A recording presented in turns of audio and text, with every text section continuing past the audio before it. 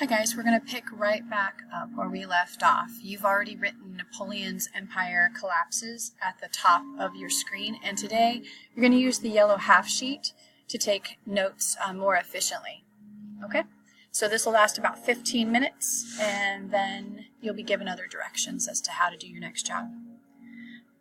Napoleon worried about what was going to happen to his really vast empire after his death. He feared it was going to fall apart unless he had an heir whose right to succeed him was undisputed. His wife Josephine had failed to bear him a child. He therefore divorced her, formed an alliance with an Austrian royal family by marrying Marie Louise, the grandniece of Marie Antoinette. In 1811, Marie Louise gave birth to a son, Napoleon II. Napoleon II, whom Napoleon named King of Rome right away, was one of his pride and joys, even though he didn't get to see him all that often.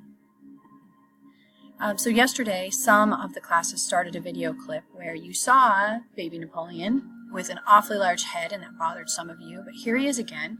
And just a little bit more about Napoleon II.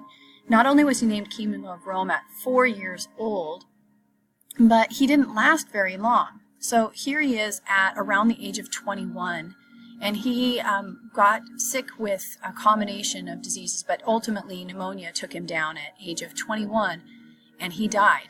Something kind of interesting is that since he was part of the kind of Habsburg Empire, it was said that the royal bloodline anyway, that he'd come from Austria. At one point, Adolf Hitler took the remains of Napoleon II and moved them back to Austria for a time.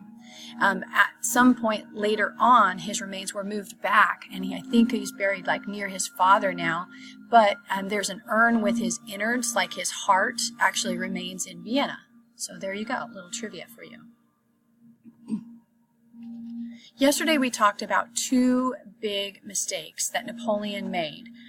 One of them was the continental system, and it's his failures around the blockade that we talked about yesterday, and trying to take the British on, putting a blockade on. And then secondly, the Peninsular War, where he tried to march through Spain to get to Portugal and met with resistance that he didn't expect and lost 300,000 men in the process. But his third biggest mistake was deciding that he was going to invade Russia. And so that's what we're going to talk about today. The invasion of Russia. Napoleon's most disastrous mistake of all came in 1812. Even though Alexander I had become Napoleon's ally, the Russian Tsar refused to stop his grain, import and exports to Great Britain. In addition, the French and Russian rulers were suspected of having competing designs on Poland, perhaps.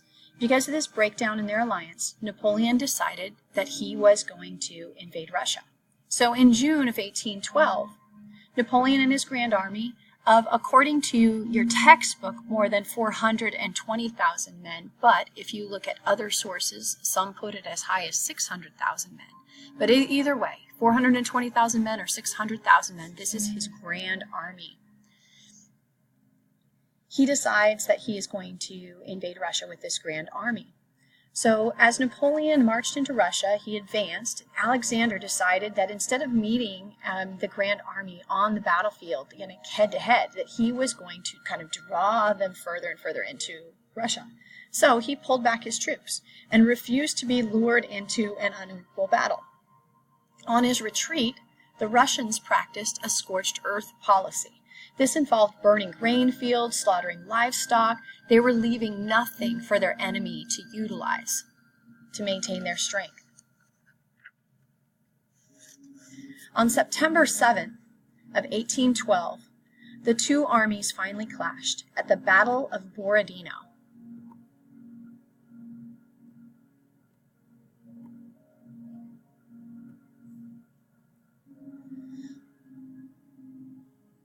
After several hours of indecisive fighting, the Russians fell back, allowing Napoleon to move on Moscow. When Napoleon entered Moscow 7 days later, the city was in flames. Rather than surrender Russia's holy city to the French, Alexander had it destroyed. Napoleon stayed in the ruined city until the middle of October, thinking that perhaps, Perhaps the Russian troops are going to eventually meet him there. So he decides he's going to wait in Moscow. The problem is he waits for too long.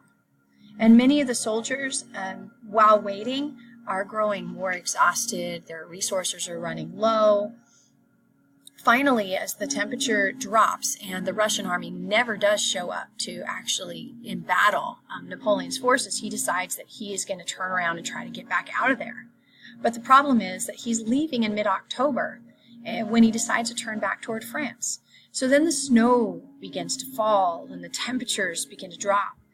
And the temperature began to fall in early November. Russian raiders just mercilessly attacked Napoleon's ragged, retreating army as they left. So they were just kind of plunking them like little guerrilla war tactics all along the way as they retreated. They were just sniping at them, and then it would hit and run, as they were retreating out. Many soldiers were killed by these really small clashes. They died of their wounds because they couldn't get to care, even though they might have survived if they'd been in a different location. Finally, in the middle of December, the last survivors struggle out of Russia. The retreat from Moscow had absolutely devastated the Grand Army. Only 10,000 soldiers were left to fight. This is pretty amazing. I want you to really think about the chart, or look carefully at the chart at the top of the invasion of Russia yellow half sheet. And now spend a couple of minutes really analyzing that. It's complex. There's a lot to it. And pick 3 specific facts that you can glean from the exhibit, from that chart. And be specific, please.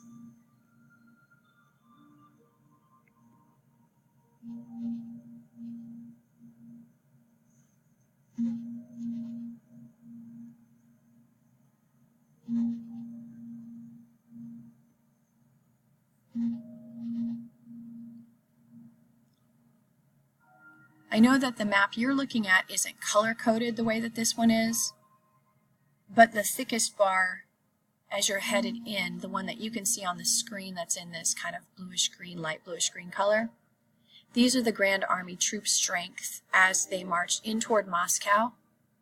And then the goldish line in front of you, which is the smaller, darker line on your chart on your yellow sheet, is the size of the forces retreating out. I'm hoping you're noticing things like the temperature, which is listed at the bottom and has dates for how cold it was getting.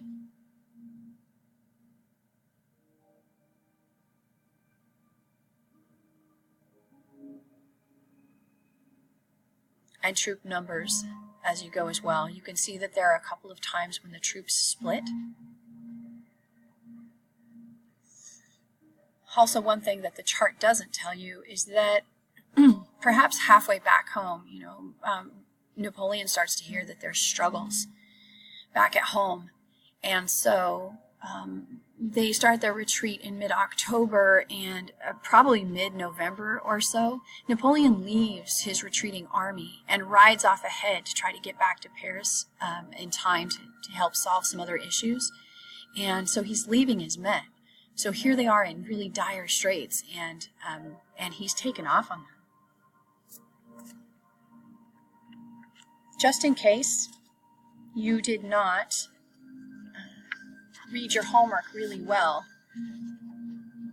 I want to read just a couple spots from your homework that are meant to give you an image or make you feel like what they were feeling as they were headed back out.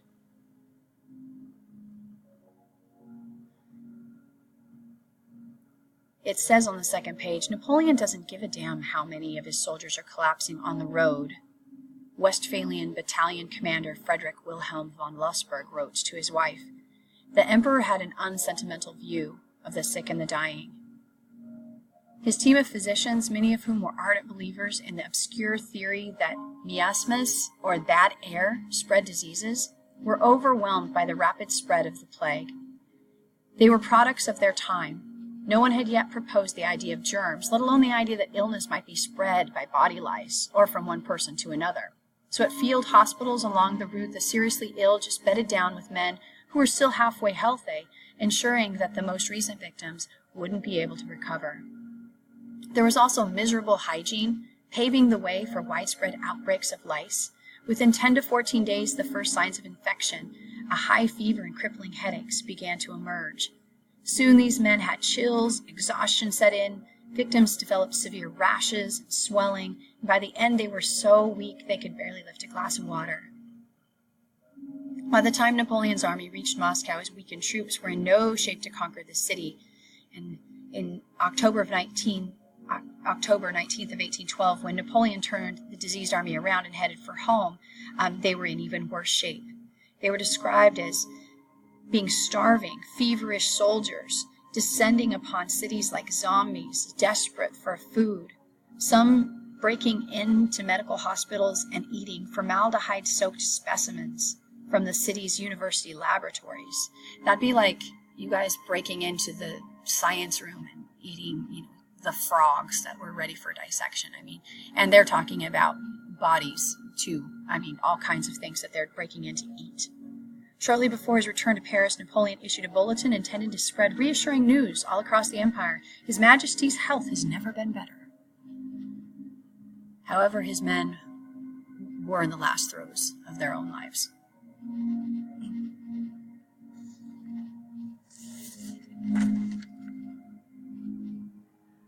Okay, you're going to do two things now.